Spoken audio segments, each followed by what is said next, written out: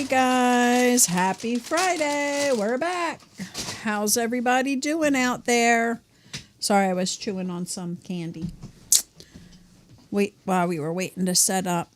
Hope everybody's having a great day. I hope that everybody had a good week. It's miserable here today. It's very warm. But it has rained all day. And when I say we've had monsoons come in today, we've had monsoons come in today. It was pretty harsh. So just wanted to welcome you all here. We do not have a guest this evening. And just trying to get a couple people on board to join us in the next few weeks. And bring you some good stuff. I hope you guys have been happy with the last few weeks that we've had our guests on. They add a lot of experience and a lot of resources out there. And so I enjoy bringing them in and letting them do all the talking. That's awesome. But hoping to get more lined up for us. Sorry, I have a nut stuck in my throat. But I just had a payday. Little tiny one, not a big one. Hello. Eric is in the house. It's about time you got here on time, Eric. I thought I saw Larry as well. But I was thinking today, we have coming up January 27th, our Get all cozy. our 100th show. As long as we don't get any tremendous storms or anything and bad weather and can't make it to the studio. If the good Lord's willing and the creek don't rise. So, it might be treacherous walking from that back door. But You're giving away the secret location of our bunker. on January 27th, I'm hoping to come up with something really good. And I'm hoping that we get a good response. So if you guys have any ideas of anything or topics that will really be a great show for January 27th, I would really like some input and some information because I want it to be a good show. Not that these aren't good shows, but I just want to bring something really helpful, something really cool for the 100th show. So if you come up with anything, let me know. I really don't have a topic this evening. If you guys are out there and want to throw it into the comments, please do. If you want to give us a call in at 267-737-8031. Chat with us with whatever may be bothering you, something that maybe you are needing some help with. Please join us. We would love to have you. At least share some of the things that are going on with you guys. But there's a lot of people out there really struggling with the whole recovery house thing. And I know we had Mickey on quite a few months ago, and I think it's time we want somebody back on that can talk about the different recovery houses because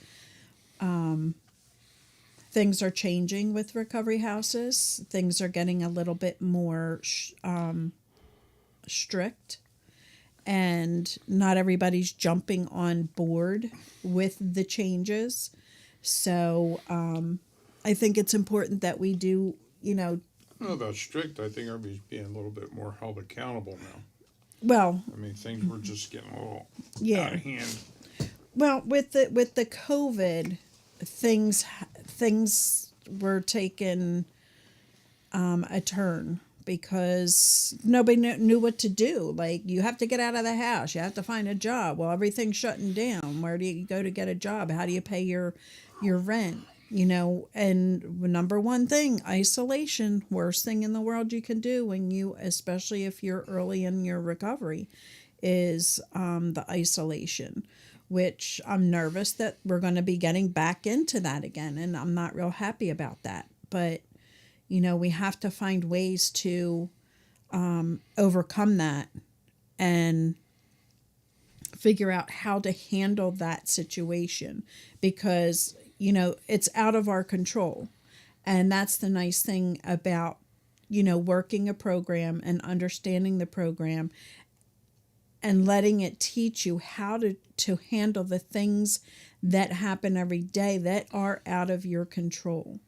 And finding a way to, you know, work on that, work on yourself. Also, I could picture is that video. It just did with the pin that comes up. The chair just gave way twice.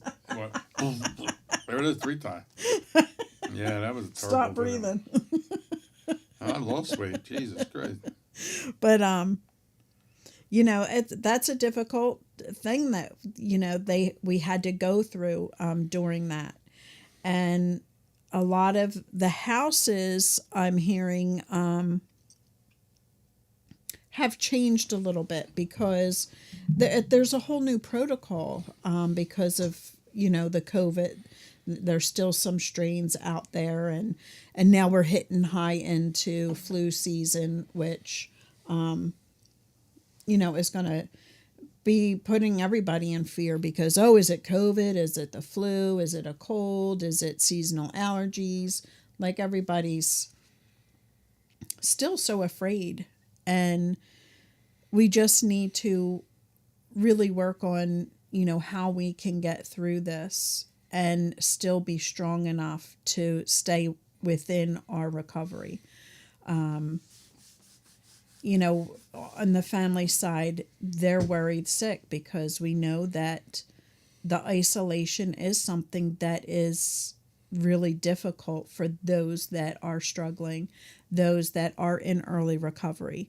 So, you know, we worry just as much as, you know, those that are in early recovery. So how do you get past that? How do you move on from that?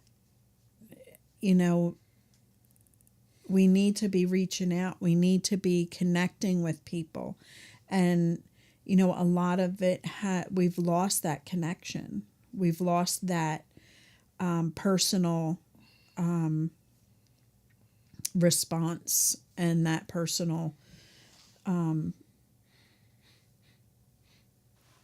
you know, connection. It's just been totally lost. So I'm hoping to see that comes back and it stays back and it stays strong. I know that a lot of us are still doing the hybrid, and that's all well and good, but it takes away from the personal, you know, the in person, because you have to deal with the screen and the people that are there, and most of the time you're you know, not facing the screen because you're in a circle or whatever. So I hope that is something that we can figure out. I don't even know how teachers are doing it. That's just insane, because they have to teach people that are there in the classroom and people there at home. And I don't know how they're doing it. It's just crazy. But they're doing it. And I believe that some of them are struggling with that. Some of them are, you know, suffering grade-wise. So we have to figure out, we have to do better at being connected and making those phone calls and showing up for somebody that is struggling. But as far as a recovery house, it's so important to understand that, It really doesn't matter which house you are in. Some are better than others. Some offer more than others. Some are stricter than others. Some are very lax. Some are not registered. Some are not insured. Like, it's up to you to do your homework and to figure out what is the best fit for you. Mom and dad can't do that. Your spouse cannot do that. Your aunt, uncle, grandparent can't do that for you. Your friend cannot do that for you. And because you've gone into a house, whether it was recommended by a counselor, by the jail, the prison, it's still up to you to do the work. It's not going to be easy, sharing a room with maybe two, maybe three other people. So we have to remember that, this is a change. And John always said, like, just look at it as like, going away to college and, being in the dorms, like, live your best life, keep connected and make it what you want it to be. And I think that's a really good way to go about that. But if you're not happy there, then it's up to you to make that choice to change houses and to look for a house that maybe might be more equipped to deal with maybe what you're going through. Maybe you're dual diagnosis. Maybe you're not getting that mental, psychological help. Then throw into kind of picking up with therapy or picking up, more meetings or what have you. Just do whatever you have to do to keep yourself strong, to keep yourself connected, and keep yourself doing what you should be doing.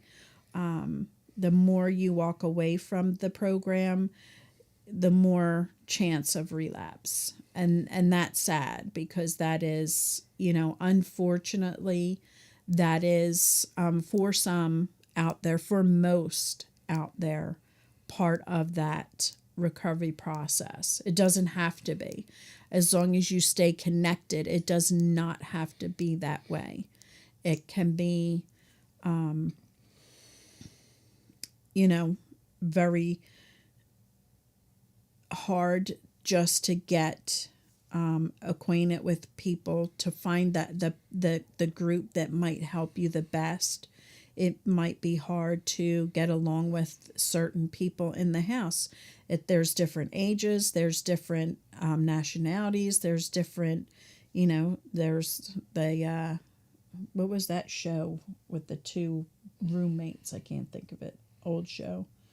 Felix. The Odd Couple? Yeah, The Odd Couple. You can have somebody in there that keeps a tidy house and then a slob. And that's something you're going to have to work out. That's something that you're going to have to, figure out. You don't want to have to be the one cleaning up after the slob. But pan camera left a bit. Eric wants to see you, hon. I'm happy over here. I have my own camera, actually, but thank you for worrying about me, though, buddy. I really want to be on camera. I think I'm getting a fever blister. No, I'm just kidding, But wearing my gray shirt, it makes me look huge, but well, that's because you're wearing stripes this way. because I am huge.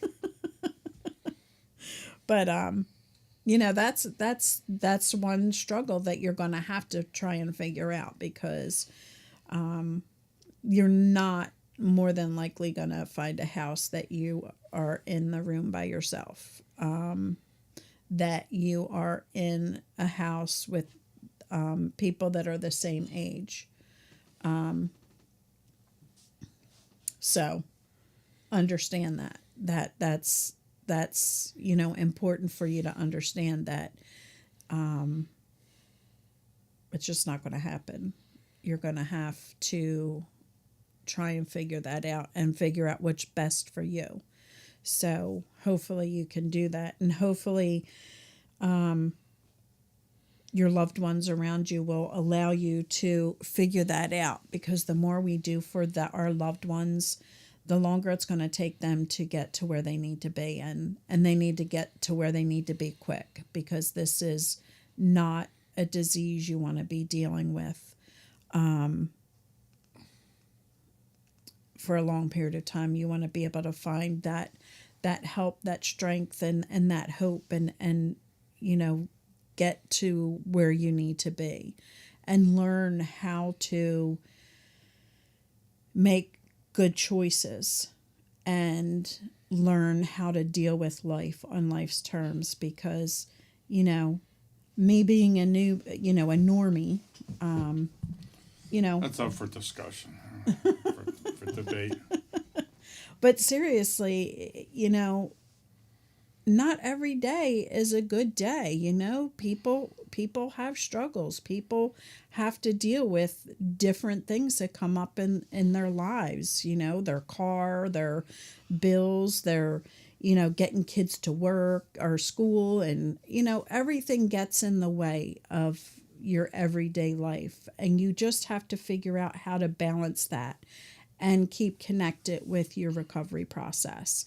And it's very important that you have to put your recovery first. Like, it's so important for loved ones to understand that the most important thing you can do for yourself is put yourself first and get where you need to be. And as selfish as that sounds, you've already been dealing with that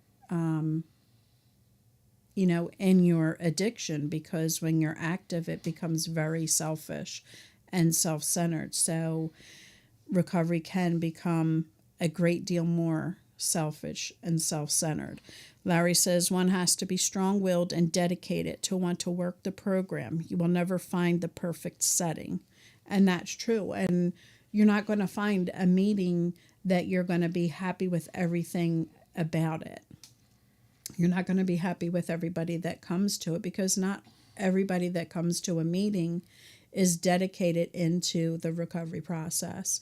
Some are there because they have no choice but to be there, or they're going to jail, or they're, Yeah, you won't find like Larry said, a perfect setting, but you should shop around and find a good fit for yourself, somewhere where you're somewhat comfortable at least. And who knows, you might really find something where you really resonates with you. It's important just not to take the first meeting place or most convenient one to you there necessarily. You need to enjoy the people you're around, the setting, and all for it to really work. I mean, you don't want to make this a miserable experience for yourself, or you're not going to embrace your recovery. So, find a group that that resonates with you. It's not going to be perfect, but you'll make it work. Maybe you got to change a little bit. But it's definitely important. No matter what you do, you got to make them meetings. You got to figure it out. mm-hmm. And Lori's talking about recovery houses and all that. Big business nowadays. I mean, really big. So, like she says, you got to shop around. You got to do your homework. Mm-hmm. I mean, they might not have the equestrian riding or the hot stone massage that you're looking for, but whatever the hell the latest I want trend that is. one. But on another note, just to throw in there, I seen some come up my feed about the Food and Drug Administration, loosening its constraints on opioid prescriptions. They're really going balls to the wall with it there after everybody hooked, and it looks like they're loosening it up a little bit, because got a lot of people legitimately out there that need them to improve their quality of life, and they're having a hard time getting them. So I guess they're reevaluating their new rules and regulations, hopefully for the better. And then they're shutting down vaping. Pardon? And then they're shutting down vaping. Yeah, they're trying to do away with vaping. Juul, they just Juul's taking a hard hit. I mean, but I don't know. I read about vaping, but homicides is through the roof. It's like Right. we got 70. What's our last 70,000 or more are now fatal overdoses a year, and they're worried about vaping. I don't know. Mm-hmm. But that's easier to control. The drug trade is like impossible to control, but Mm-hmm. legitimate companies, law-abiding companies, you can really mess with them and find them and put them out of business because that's easy.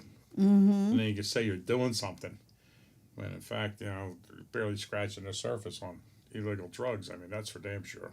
Yeah, and the sad part is, we just had a lot of crackdowns on dealers in Kensington. I mean, really cracking down and going after the dealers.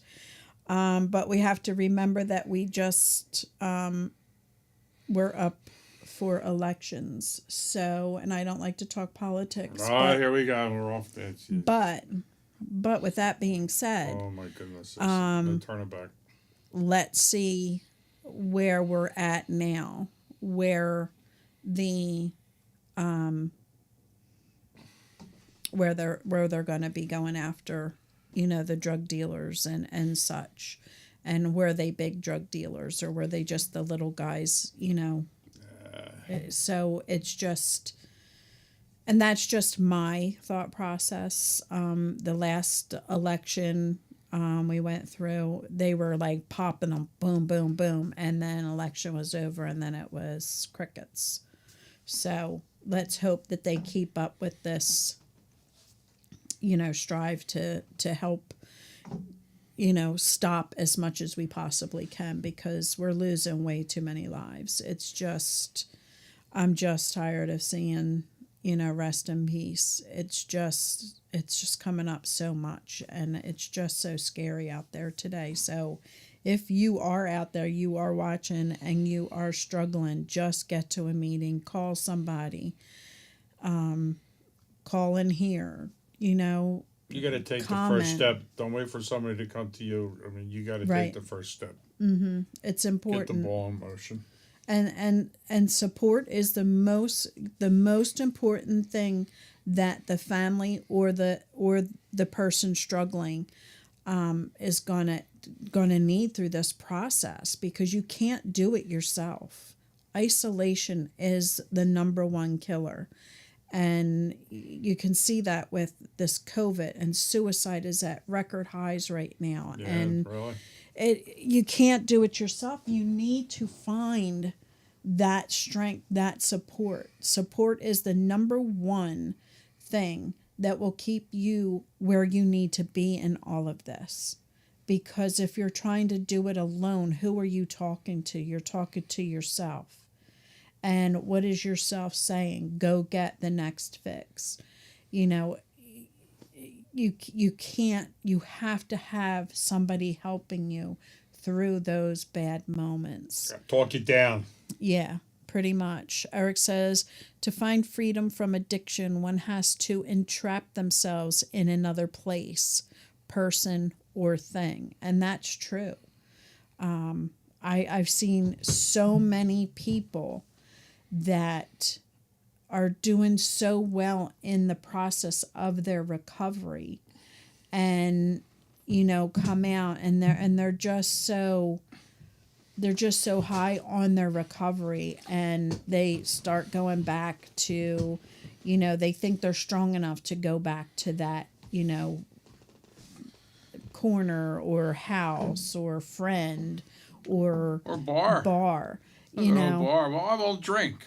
Yeah. Well, Yeah, you won't you drink. gotta watch. That's a slippery slope early in recovery. I Yeah. mean, you gotta change your surroundings. You do. It's so important, especially at least for the first year. The least is the first year, and depending on how strong your addiction was, how. Watch it. These microphones are very sensitive.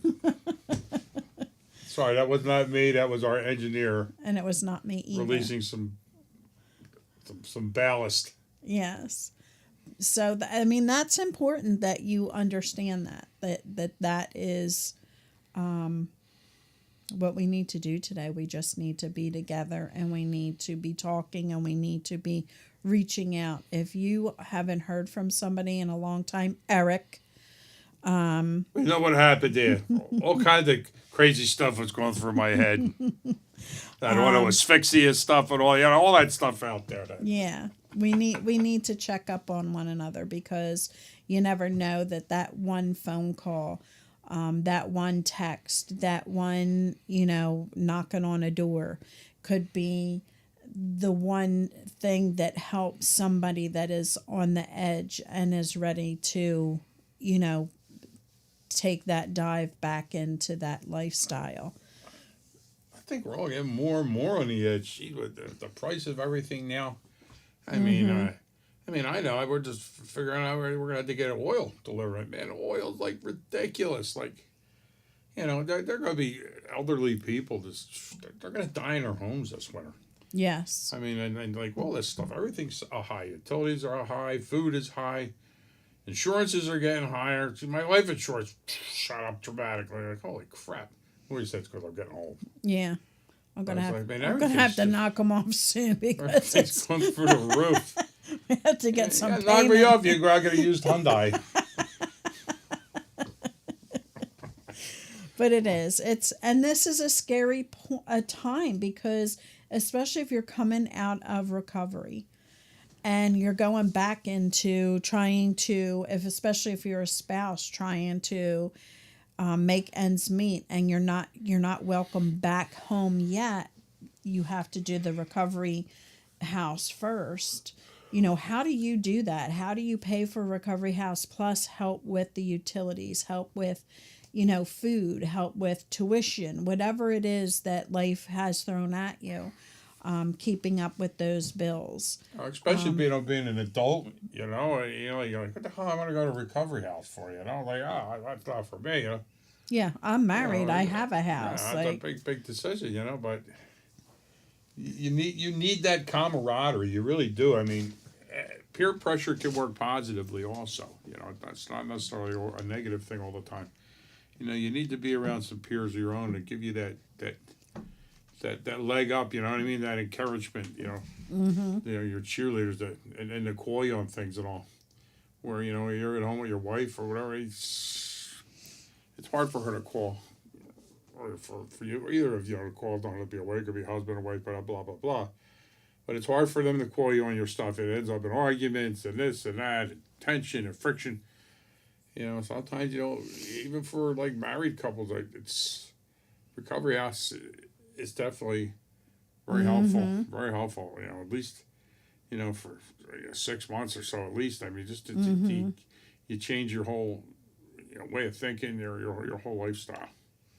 And Eric says, "Oh, I sure as hell wouldn't want to be newly sober today. That's a scary thought. Bad enough. One day at a time." And that's what it is. It's one day at a time. That's all we can. It's all we can do. That's all we can give it, is one day at a time, because that's all we have. And, and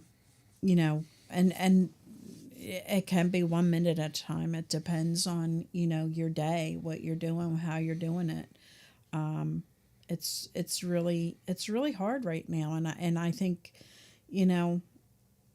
anybody coming out and trying to get sober and stay sober today have a lot of challenges, a lot more challenges today than we did pre-COVID.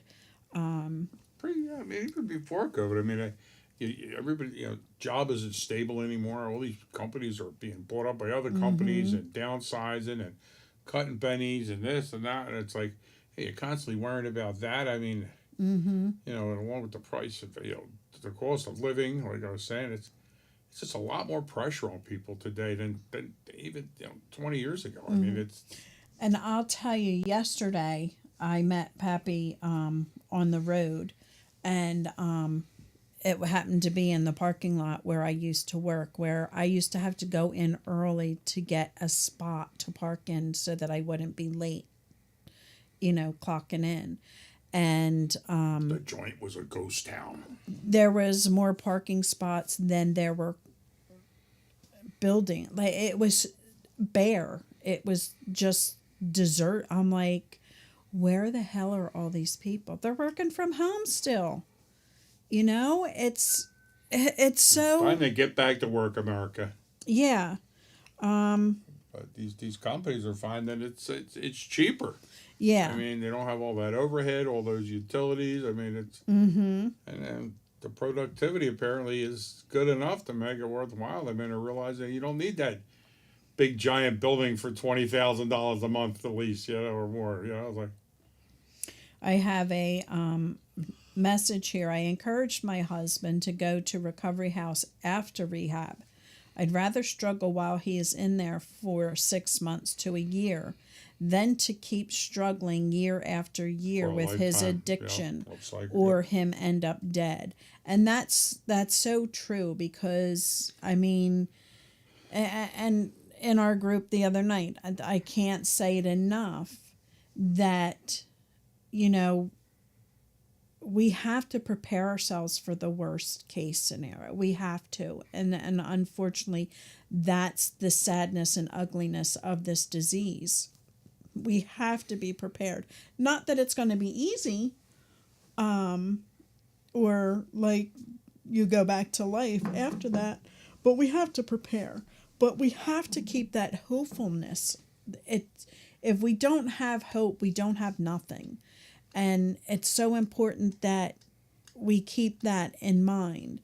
And yeah, you can be struggling, and it may not be something that we can, do for a long period of time. But, any time that you have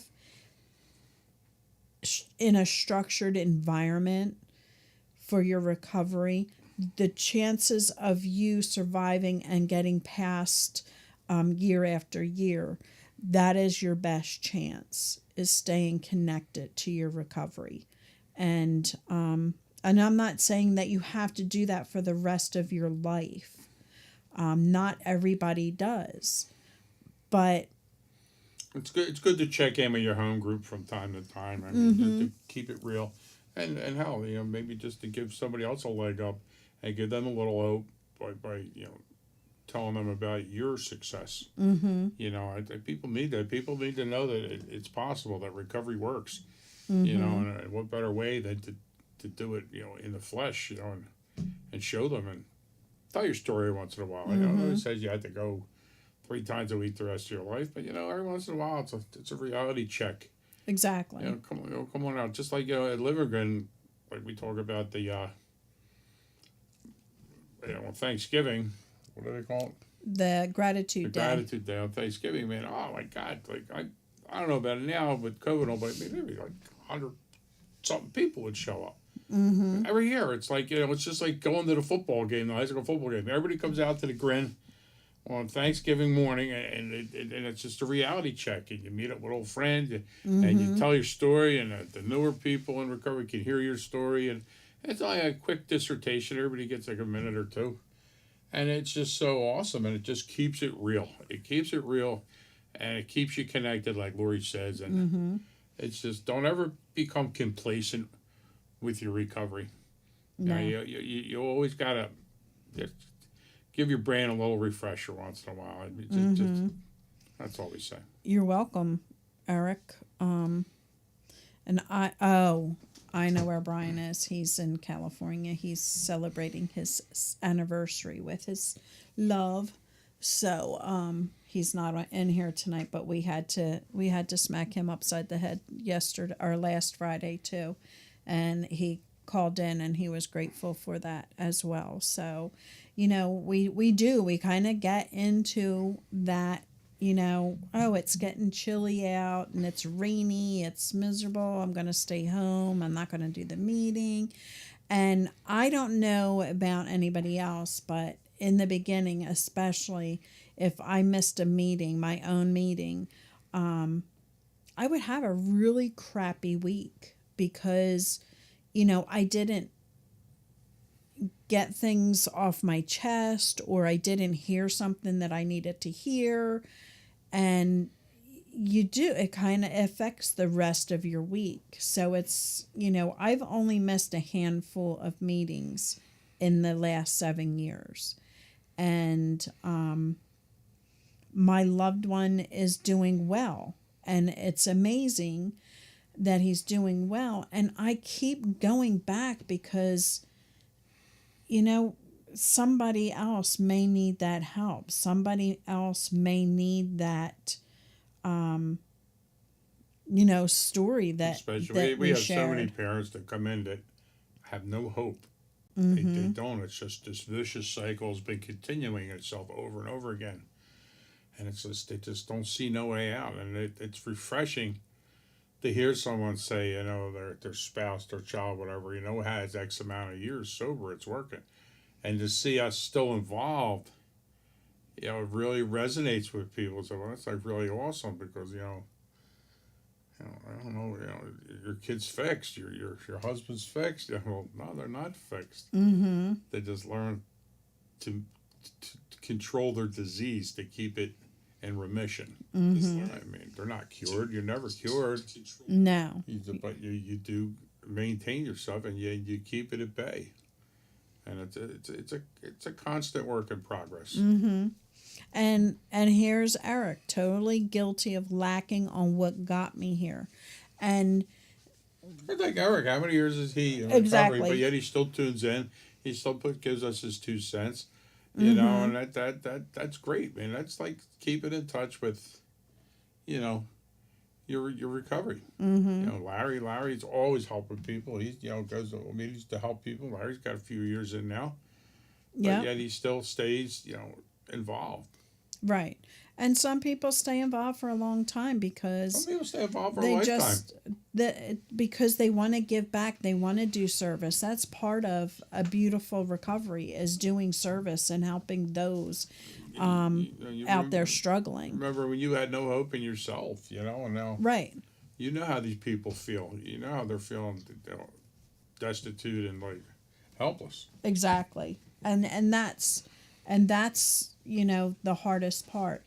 And the meetings that we go to, we may not see somebody for a long time, and just every now and again they just need a recharge. They just pop in and like, oh, here I'm just coming in to say hi, haven't been here in a while, just getting recharged, and wanted to see how people were doing, and just reconnect. February we will have our anniversary to our parent family group, because it's important to us, getting together and reconnecting and seeing where everybody is, and praying for the best.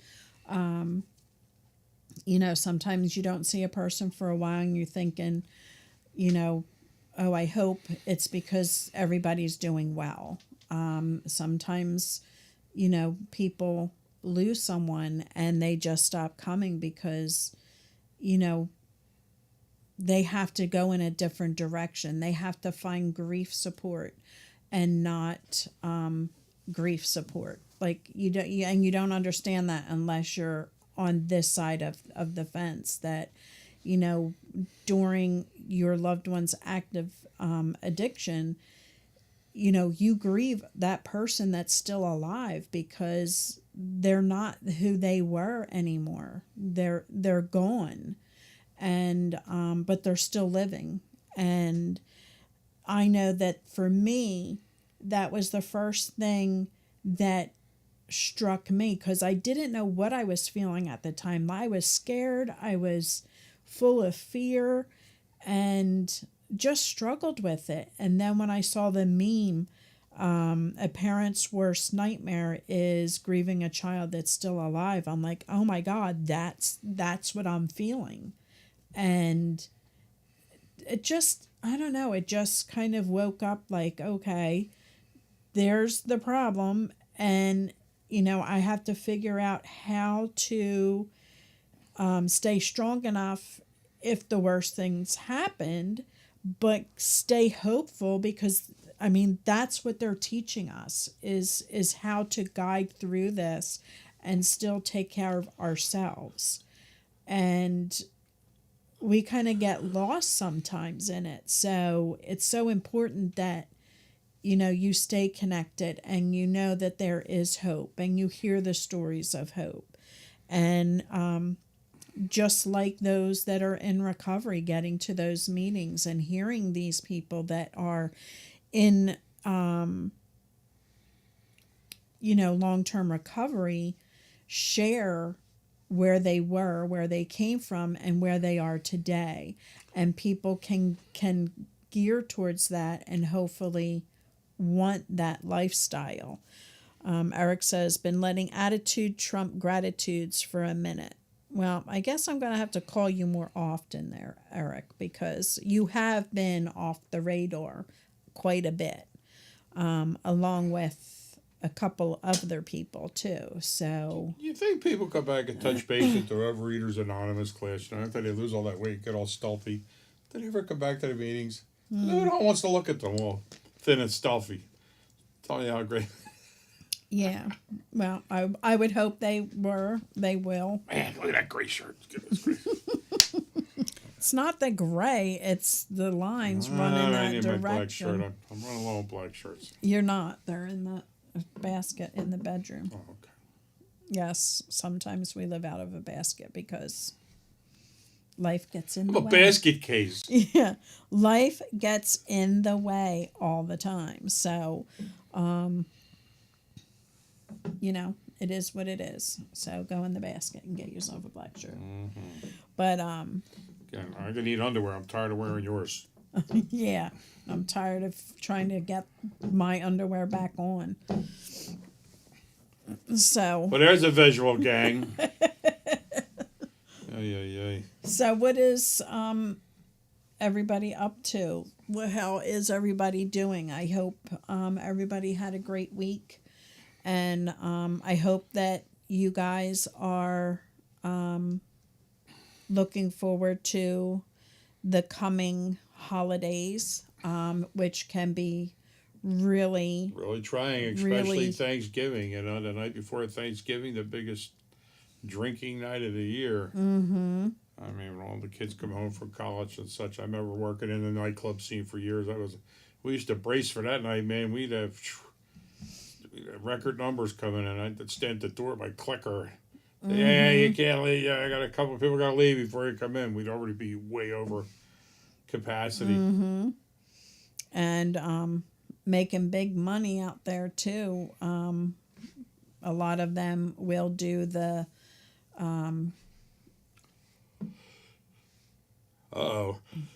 waiting for them to do the checks, the sobriety checks, that thing. A lot of times that happens, especially that particular night. That's a big night. See, the way around that is when you go to renew your license. Oh, don't give that advice, you jackass. When you go to renew your license, you No. gotta go totally hammered to get your picture taken. No. So this way, God forbid, you get pulled over down the road in the next 4 years. and Don't cop listen looks at to you and him. goes, he looks like that all the time. He's okay. Have a nice night, sir. He's a jackass. Don't listen to him. Yeah, a little levity. Not all doom and gloom recovery. You can make jokes. Yes. And you know what? I was out, I watched Kids today for a friend, and afterwards. See, now if I said that, it would be creepy. But we went out, my aunt and I went out afterwards to purchase a gift that was on sale, and I had a coupon. So I'm looking because we have one of them Chinese auctions or Careful, you're still allowed to say that? I don't whatever the Woo! pink, I don't know nothing about where this is going. the pink elephant or whatever they call it. Pink elephant. Doesn't matter what color that elephant is. But you're supposed to, get a gift and, nobody knows who's it from. And Like a Pollyanna. yeah, but it's called something else. It's some kind of elephant thing. I'm sure the people named Pollyanna out there are offended. Or offended by Pollyanna. that. I mean, somebody's offended by everything. Yes. I know any Pollyannas out there. Yes. My apologies to them. And this is for our sober community, our sober, group, our alumni group. and trying to find something that doesn't involve a Oh, drinking game. Oh Oh, my gosh. oh my It's God. like you're supposed to find something nice but funny, like, and Not raunchy. not raunchy. Fred, if you're out there. Fred breaks the rules all the time. He's a rule breaker when it comes to that. I just gotta tell you. I forget what the name of the cookbook was, but it was so funny. And so it's just I'm like, I can't believe like all of this stuff. It's everything's revolved around drinking. Drinking games and shot glasses. I'm like, oh my gosh, this is going to be a tough one this year. So, You just gotta start shopping at better places. Spencer's is not the place to shop. yeah, the wall of shame. Especially that back wall. that wall of Oh shame. my goodness at gracious, Spencer's. I'm blind. So if anybody has anything, I think it's a $20 gift. So if anybody has any suggestions that's tastefully funny, let me know, because it's really.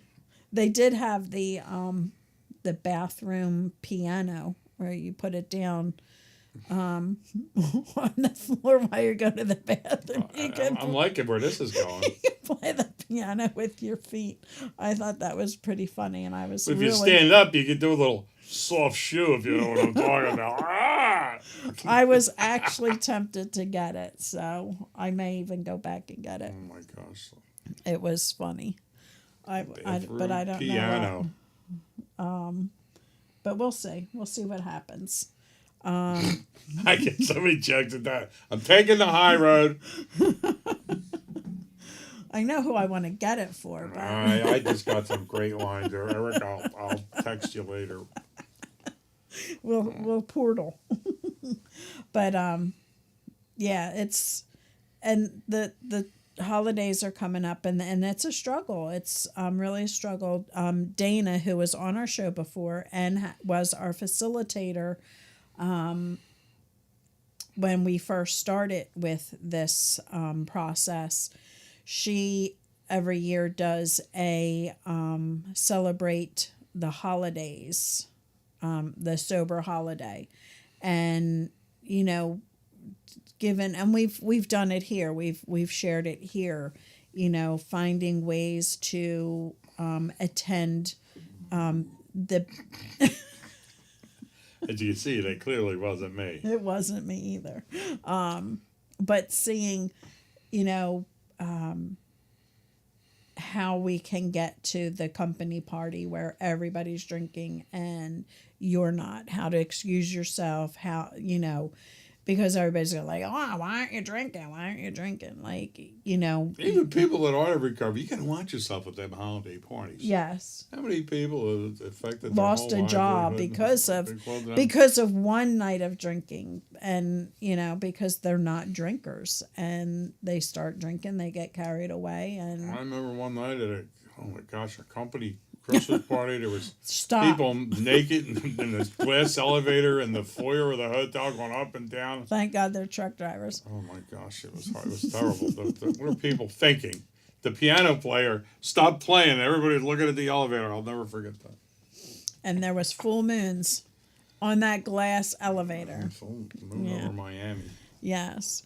But it's very important that we have a backup plan when you're visiting family. That's another hard thing to figure Together, out. our engineer adjusted our cameras. Yes. Thank you, Mr. Engineer. Thank you. I do like this better. But that's another thing. That's another hard thing, because you have family members that they know you're fresh out of recovery and you're going to the first family first family function, and it's hard because the people are looking at you the same way they've looked at you all of your life, and for some reason you're looking at them and you're like, oh, they're staring at me. They want to see if I'm going to take a drink or leave and get high. Like, and we have to remember that, they're going to ask, "Oh, how you doing?" But they asked that all your life. They asked you that when you were 7 years old. They've asked you that when you were 20 years old. They asked you that every time they saw you when you were sober. But now that you're in recovery, now that they're, "Hey, how you doing? How's your eye?" Like, you put that all in your head. That is something that you put into your head. And I'm not saying that some of them don't do that. It depends on, what you've gone through with that person through your life. But it's just something that's natural that goes by every day. You walk into work, "Hey, how you doing? How was your day? How was your weekend? Did you get hot?" No, they're not asking how your weekend was to see if you got high or drunk. It's just conversation, and we kind of tend to forget about that's just normal chit chat. It's just normal conversation. And we got some questions. Larry's questioning what's underwear. I never took him for a commando type guy.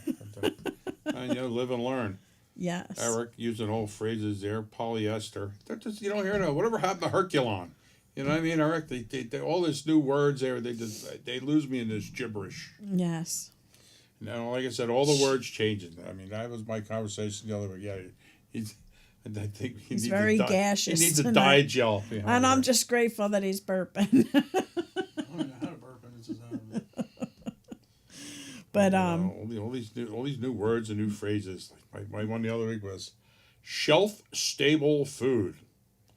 What was the matter with non-perishables? Is that a dated phrase? We can't use that no more. We're gonna come up with new ones. Yeah, it's or stupid. Al Roker in his commercial about forest fires says, if it's windy or parched conditions, it's dry. Dry conditions. Been up on the Forestry Service for a century now. Smoking a bear. He wants to show conditions off his education. Glare ice. Glare ice, yes. Or ponding water. Ponding water. Glare ice. That's another. Yeah, it's like, oh my God, these millennials got to change everything. Yes. Gen X's and. Yes. It's crazy. Can't leave well enough alone. No. Going back to the other thing, because all my friends I surround myself with, they all know how I'm clean and I'm pretty open about it, so I never get bothered with it. Like, I went to John's house, the party, their entire house was drinking, and he went around, he told everyone, he's like, "Rich don't drink, he's clean, and you should all be proud of him. Don't bother him." Good. Good. And yeah, I mean, and if you're proud of it, you just say, "Hey, listen, I'm in recovery. Just leave me the hell alone." Nothing to be ashamed of. No, there's nothing to be ashamed of. And I think a lot of people in the beginning are a little strange and standoffish about it. But I know all the people we meet now and all they're at ease with it and comfortable and have no problem telling people. But I'm sure there's some guilt and some shame in the beginning, no doubt. I mean, I've actually. I'm a normie, but I rarely ever drink anymore. Do I? I don't do anything anymore. But it's just a decision I made. I hang out with sober people all the time now, so it makes it easier for me. Mm-hmm. And but I used to like to imbibe.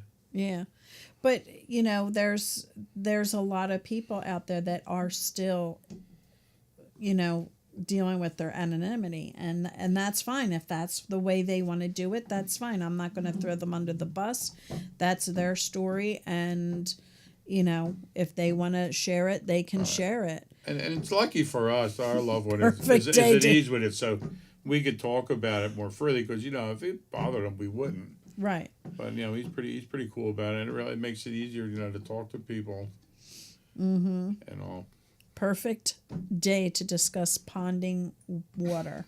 Ponding. We have it ponding. Today was a ponding kind of day on the highway.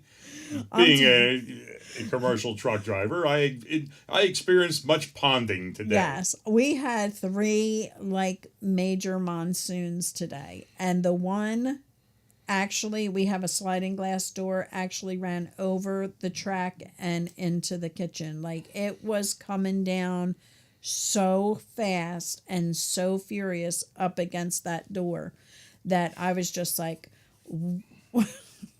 did the river come up? We all know how to swim. We had nothing to worry about. What the hell's going on? But the kids would enjoy it. Yeah. I think Jackson wanted to come out and because she's like, Gigi, what's going on? And I'm like, just get out. Grab their pool noodle. She loves puddles, so I'm like, get out. My grandson wouldn't be phased in the least. No. He'd be splashing in it, Yeah. diving in it. Yeah, he splashes in the dog's water bowl, so he'd be like, oh, cool, look, Gigi's filling up the kitchen for us. And the basement, that's a nor'easter kind of thing. I don't know what's going on with it today because I don't think it's a nor'easter. I think it's this hurricane or whatever the hell it is. Yeah. The hurricane. Yeah, we just lost a really good friend, and she had moved down to Vero Beach, and I was like, there she is. She's just saying, hey guys, I'm still watching over you. I can't believe just this weather has been I weird. just realized something. I know our friend that got a golf cart, and all them people down there with them electric golf carts, and all that ponding water is like a disaster waiting to happen. Waiting to happen. Holy crap! What about the cars? Yeah, well, I don't have a problem with all those electric cars, but I mean, Yep. them open air friggin' golf carts. Yep. You remember when we were down there years and years ago? Oh my God, it rains in Florida, man. It rains Yeah, like it I've never does. seen anywhere before. Yeah. Man, I'm a truck driver of 40 years, man.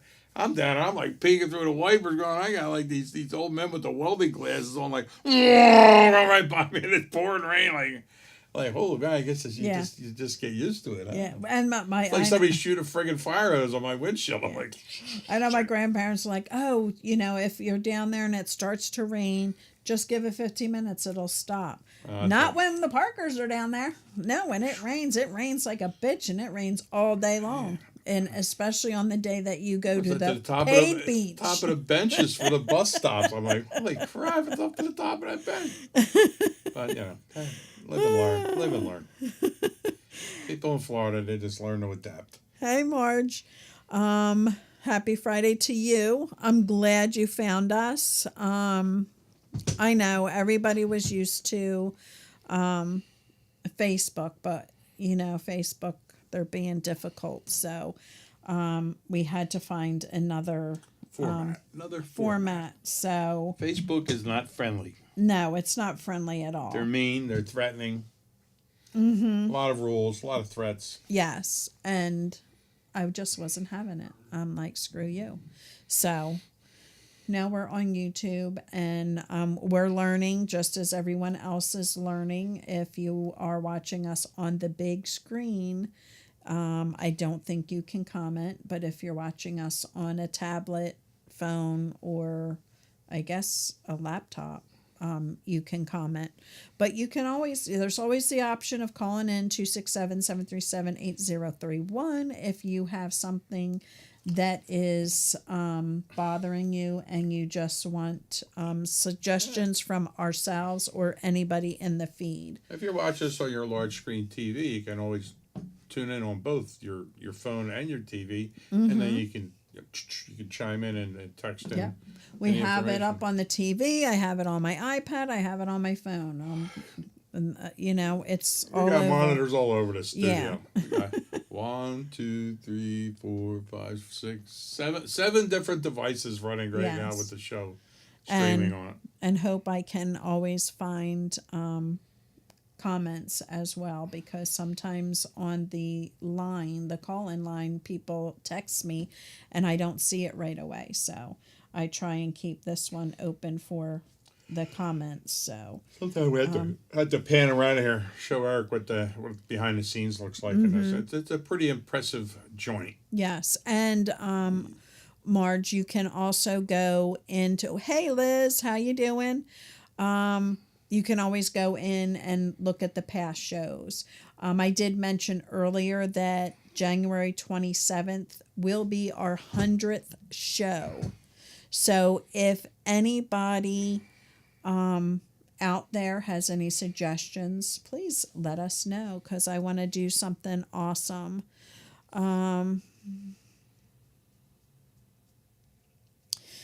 Yeah, Marge, it's sad, and unfortunately, these are some of the things that happen when you're out there and you are struggling with the disease of addiction. Not very many good things happen with that. So I'm really sorry that you're still, reeling in that. I know that you're from that area, and I don't really follow the news much anymore because I stream everything, and I don't trust a lot of the news anyway. So I don't get to see that anymore. But I've had seen some, remembrance on some of the pages I do follow. So yeah, it's sad and it's a shame, but unfortunately, it's happening much too much. It's bad. It's bad all over the city. They're just down by Temple University. They just barged into a house and held 11 people, students and all, young people at gunpoint, herded them all down in the basement. Luckily, nobody was injured, but I mean, it's crime is, man, on the rise to like levels we never thought possible. Everybody just seems to think they're untouchable, man. It's like total anarchy going on, especially in the city of Philadelphia. Yeah, it's crazy. It's dangerous. I mean, I had somebody the other week wanted to go on outreach, that I used to go on outreach with, and that's sad. It was the anniversary of her son's death, and she had nobody to go out on the outreach with. You got to go out with a couple of people. You can't go out alone. It's against policy with the group. She asked me if I wanted to go out with her, and I said, well, as tempting as it is, I mean, I got a lot going on, and I said, and quite frankly, I don't feel safe down there. I really don't. I mean, it's gotten so dangerous, the areas I used to go to.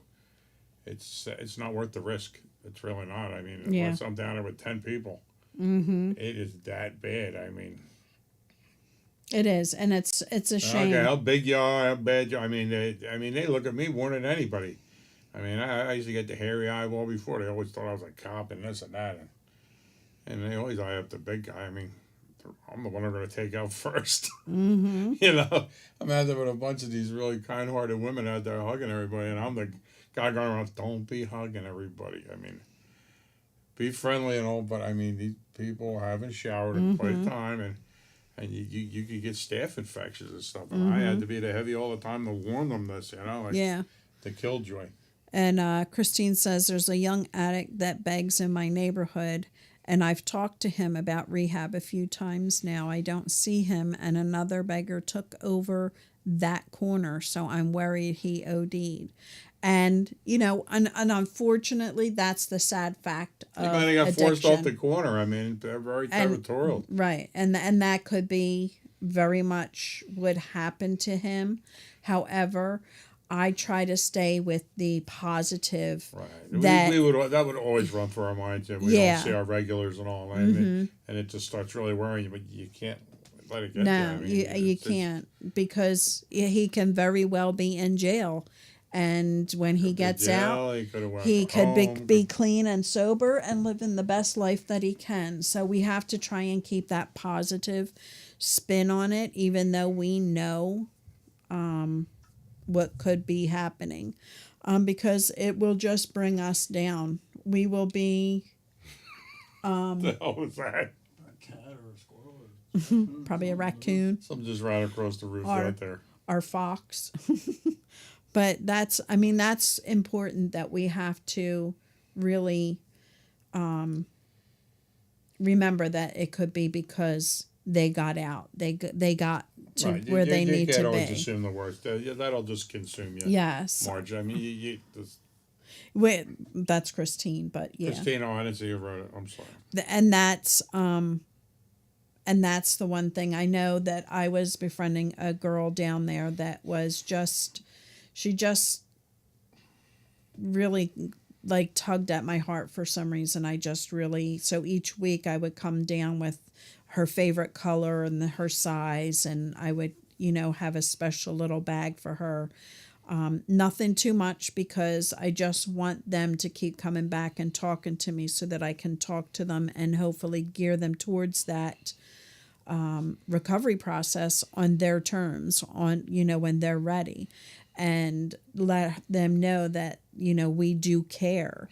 And it was several weeks, and there was this one thing that she really liked, and Betty Boop, and somebody had donated a little purse, and I filled it with some things, and a little outfit fit in there, and I had it just for her. And when we went, she was not there, and I have not seen her since. And it breaks my heart, because I know that the worst case scenario could be that she didn't make it, but I keep it in my heart that, she heard something that we were all telling her, and she went and she got the help that she needed, and she's doing well, and she's not in that area because she knows that people, places, or things could take her right back to where she was. So I try very hard to stay in that focus, because that will eat you up. That will eat you alive. So it's so Especially very important. if you ever become involved in outreach. Yeah. I mean, as much as you connect, you got to be able to disconnect too. Mm-hmm. I mean, remember, you're doing the best you can, and you can't let that affect your life in a negative manner, because it'll just cause you to become so depressed and all. You just got to focus on the good stuff. Mm-hmm.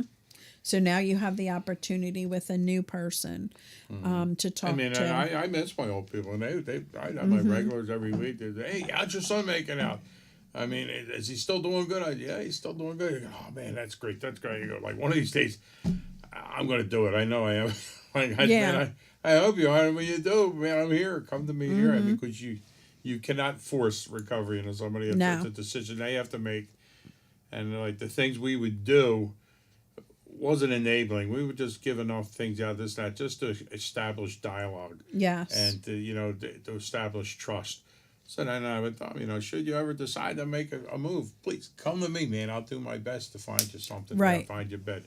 And that's all. And, the help is out there. You just got to ask for it. Mm-hmm. So now you have another person that you can, And it's comforting that they have an option out there. And you're not, forcing them and saying the same thing over again, telling them what they should do. And they know what they have to do. They just have to want to do it.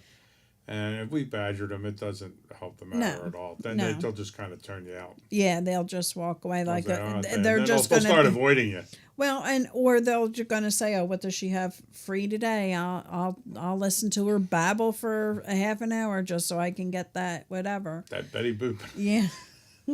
and I haven't, because we really don't have it here in our area, but for a while, like, I would go to different areas, and I always carried a little bag of non-perishable treats. It's shelf stable treats, and I would put it in a Ziploc bag. And even on that ponding days, we'd be out there. And like glare ice, I would give them the bag, and it would include some resources in the area, so that they knew that oh, there's somebody that really does care. Yeah, and look, a couple snacks, a note of encouragement, and a resource paper with things available in that area. And that organization still gives out tons of them. They call them blessing bags. Yeah, I even would. It was an outfit, Angels of Motion. I'd even give out dog food. I have a thing of dog food and cat food, and I would put them in little bags, because a lot of homeless people have pets. Believe it or not, they walk around and they're sleeping in the encampments with them and all. I'd bring some milk bones down, and everybody got a treat. Everybody. And there's nothing bad. I would make a peanut butter and jelly sandwich if I knew I was going to somewhere that I knew people were standing on the corner or whatever. And I think of how many thousands of peanut butter and jelly God. sandwich we must have made. Oh my yes. God. Oh my God. But I would make one in the morning when I would make his lunch, and I would have it in the car with me in with snacks, just in case I see them. And, you know, there's resources in there. So hopefully, you know, 1 to 20 may have reached a point where Yeah, like are they these took people you encounter on the street, Christine, what's that? Christine. Keep yourself a little Ziploc bag with a couple items in there, maybe a Reese cup, you know, a bag of chips, a juice bottle, a juice pack or something. You know what I mean? Crackers. Just you know, a couple things, and a note of encouragement. Say, hey, I hope this like perks up your day a bit. You know, I never gave money. Never ever give money. No. I mean, no matter how destitute, give them a sandwich, give them a stick of deodorant. Avoid peanuts. And not because of allergics, but they don't jawbreakers. they don't have good their teeth good are teeth. compromised. So some people like put in those toffee peanut butter bars. Those big and, hard granola bars and stuff. Yeah. They're So yeah, so candy apples that are no. he kills me. Eric says, okay, time to play Imagine by John Lennon. But I mean, these are just little things that you can do, and just encouragement. Just, you know, you never know when somebody might just need to hear that, right, Eric? I gotta put, you know, Yoko Ono has a new song out. You should really check it out. It's a real toe tapper. And that's the only advice I can give you. That's it's just something that is helpful to them on, you know, because you sit there and you see the signs with, you know, give me money. Signs, everywhere signs. You know, you don't want to. I had given money to one. I was in California. This was before any of this became a thing. I'll give you a pass. And I would never give money because I knew what it was for. But there was a gentleman in San Francisco, and he said was holding up his sign. He had his little bucket there. He had his Need little money sign for there. alcohol research. And he said, I'm not going to lie. I need booze. And I'm like, here's Need money for alcohol research. Here's a like, you know, but you know, it is what it is. But yeah, I mean, everybody needs a little word of encouragement. It might be the one day that you get somebody into recovery. I think I'm going to experiment. I'm going to go to Boulevard tomorrow with a sign. Need money for a tummy tuck. People laugh and give me a buck. Yeah. So we do have 10 minutes left. So if anybody has anything that they want to chat. We'll talk about any good ideas. Anybody hear any news? Anything, you know? Yeah. Give me some topics here. to contact to talk about next week if I can't get my guests Yeah, we're trying together. to get some guests. Anybody in the area of... How'd everybody like our guest last week? I mean, she was amazing. The Honorable Judge I just Andrea love Duffy. her. She is such a sweetie. I love her. She's awesome. And The most friendly, nicest person. you know, the last 2 weeks we've had some good speakers. So I have my feelers out and hoping to hear back from a couple of them. And Yeah, it's a little tough, but something because of our hours of the show. yeah. I mean, where it's convenient for a lot of us out there. I mean, you're done doing what you're doing, and you can settle down at home and listen and watch. But to have speakers come out, I mean, everybody's Yeah. got things going on and this and that. It's kind of late for them to come out and stay here till 10 o'clock. And 10:30. she came from, I know she was 40 minutes away, so after working all day, so she... In that big dark robe. Yeah. That big cumbersome, what's the go where I have to replace that word? With an all-encompassing dark robe. I'm writing a whole new millennial dictionary. I'm going to start it.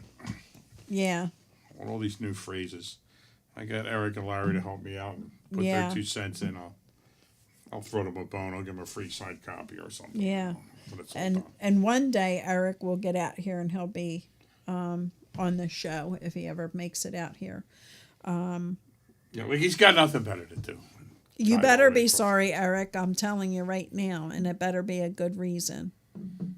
And I hope it's not a sad reason. Now that I said that. Well, when the weather's nice, I can take you to all the good eateries.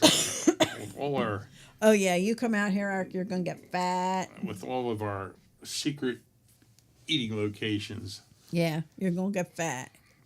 But Fat nowhere for else, sure. nowhere else but in the Philadelphia suburbs. Yeah, last week was Pork roll, an egg and cheese amazing. sandwiches, a good cheese steak, Yes. some scrapple, pasty cakes, the whole shooting match. Yes. Great water ice.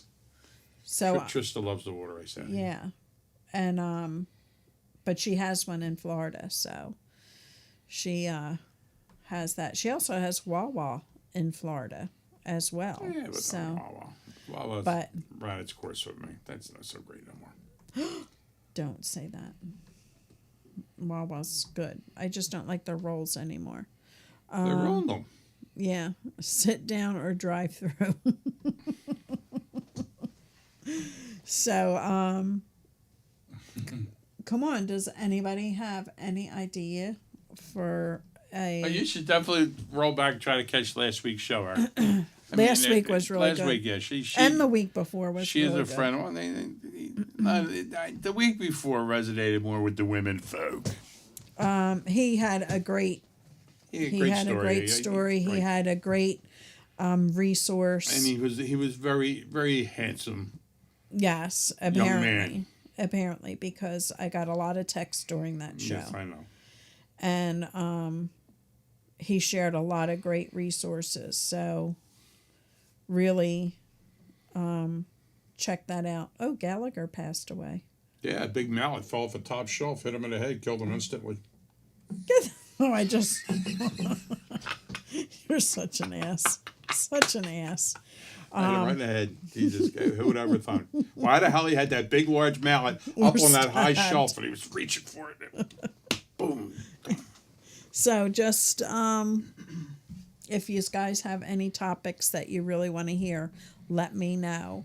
I'll talk to you about the 27th on Wednesday, January 27th, the 100th show. I don't know how we could put together a bunch of shows that we could do like they do on those other shows. But, you know, I'm not that savvy. A at all. collaboration of A shows. A I'm thinking of a collaboration. new word. A collaboration Something. of guests. A best of. A best of. Maybe I can put my Like bloopers. my iPad behind me and remember that show?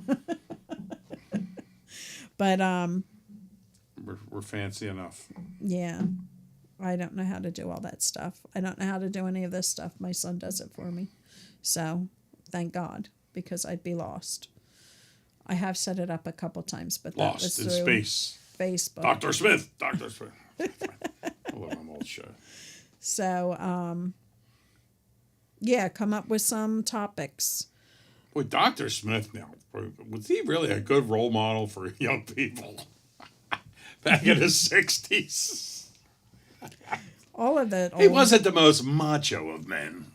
My favorite shows back in the day were the surgeons smoking. My pediatrician used to smoke. I remember. That's Miss Parker. I got a little bronchitis. That's all. He'll be okay. Just Open heart surgery. Can you pass that ashtray and cigarette? my pediatrician used to smoke any of them. He had the stethoscope in one friggin' hand. He had a cigarette in the other. Yeah. Hand. Like, his heart sounds good. While they're sitting there saying, you really need to give up smoking. I would have told you to quit smoking then, and everybody was smoking. Fred and Barney were doing Winston commercials. You don't believe me? Go on YouTube, look up Flintstones and Winston, and you'll see old cartoons. Hey, Fred, put that mower down. We're gonna, hey, Barney, put that mower away. We're going to sit there behind a wall and have a Winston. It tastes Yes. good like a cigarette should. Yes. Crazy. Can you imagine a cartoon character promoting cigarettes today? People's heads would my God. friggin' explode. You're not allowed to discuss cigarettes. tonight. Explode. And it's crazy. I stream. I don't watch commercials anymore. And when I do get I honestly on don't there, even know how to turn my TV on anymore. My grandchildren could do it though. We got like 10 gazillion channels, all and these 10 different streaming gazillion platforms. and 10 gazillion remotes. We cut we cut the cable and got streaming, and we got more remotes that you could shake a stick at. An anonymous continuation. Maybe. I do have somebody that I really want on the show, but they would have to come in a paper bag or something. One of that deep throat kind of. Whoa, Linda Lovelace? You're gonna have Linda Lovelace on the show, Eric? God, Larry, you're the only two know what I'm talking about. I know two people will be tuned in. That would because of the paper bag over their head. They'd be not being able to be out there. So keep their anonymity. The happy hooker. Anonymous. So hopefully we can do that with this person one day. Richard can square out her face. To tile them out. All blurred. Like Chinese porn. Not that I've ever seen any. What year did the game Operation come out? I would have to say. Wow, I remember that game for the 60s. You think? Oh, I know. Yeah. I wasn't born in the 60s. I was born in the 70s. I was born in the early 60s, 61. And I remember Operation. 64. If you get her on the show, can I come too? See, I knew that was sparks of interest. Say, bringing in the anonymous people. I don't know if she's even still alive. I'll have to look her up. Yeah, we'll have to bring that in. And that's another thing. I got throat cancer and died. You're so rude. You What? are. What? You're so What? rude. She was He's so rude. She was a smoker. Yeah, you're so rude. But there are options. You can be on the show. You can sit backwards. I know a guy who used to sit backwards on the toilet so he could play solitaire on the top of the tank. No lie. And it wasn't this guy. I know a guy who would sit backwards on the toilet and play solitaire. I told him, you're going to get hemorrhoids. You're in there way too long. No, he took my golf game, my toilet golf. And he took that in the. Actually, he just plays that on the recliner in the living room with the kids. It was a present from a good friend of ours. That John, was a John gag Crombar, gift. From John Crombar, always thinking of people. Always thinking. He always comes up with something to embarrass He's a good me. gift getter. Yes. So, gang, we're coming up. It's 10:29. I guess we're I guess nobody wanted to chat got no with takers. us. Everybody seems to be comfortable tonight. Everybody seems to be in a good place. Yes. So, I hope everybody has a great week. I hope if you are struggling at all, please give me a call. remember text that's me. what we do. You're not inconveniencing us. You know, everybody just needs a little cheerleading for you. There, you feel a little down, a little out. Man, give us a holler. Give Lori a holler at that number. She'll put me on if you want to talk to me too. I know everybody just wants Why to didn't talk I to get my that? wife. Oh, Eric says, how dare you make fun of Dr. Smith, Gallagher, and Black Ice? You people are sick. What kind of people are you? The hell's wrong with us? Have a great weekend, everyone. Hey, I tried to talk recovery, but nobody wanted to come in and give me any good questions. So Come over here, got what Will you Robinson. Whoa. So everybody, have a great week. Reach out if you need to. That's right, man. And remember, recovery works if you work it. Peace out, everybody. Love you guys. Good night.